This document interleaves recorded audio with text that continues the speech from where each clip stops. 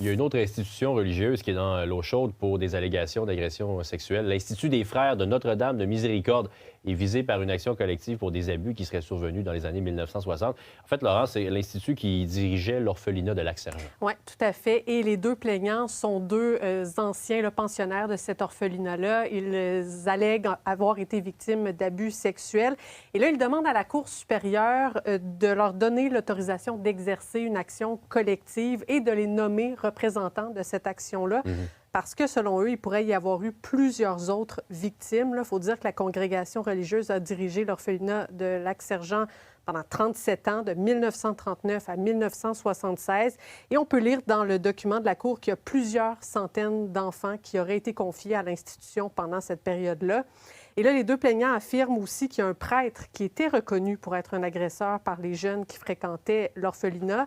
Et là, pour eux, une action collective, ça permettrait à un plus grand nombre d'obtenir réparation parce que l'anonymat va encourager davantage de gens à dénoncer ce que parfois certains n'ont jamais fait encore. Et qu'est-ce qui est allégué concrètement dans la demande d'autorisation d'action collective? D'abord, il y a un premier plaignant qui, lui, allègue être entré à l'Institut alors qu'il avait 10 ans. Et en jouant à une partie de hockey, en fait, il s'est blessé à la main. Et là, il avait besoin d'aide pour faire sa toilette. Et c'est le frère Jacques qui l'accompagnait pour prendre sa douche. Et au moins 5 fois en 2 semaines, il en aurait profité pour lui toucher les parties intimes.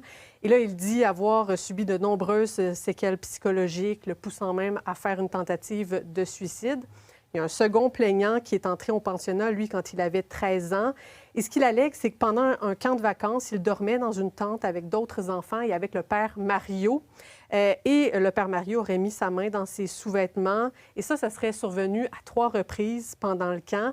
Mais les abus se seraient également répétés pendant l'année scolaire. Et là, lui aussi, il dit avoir subi différents impacts de ces abus-là.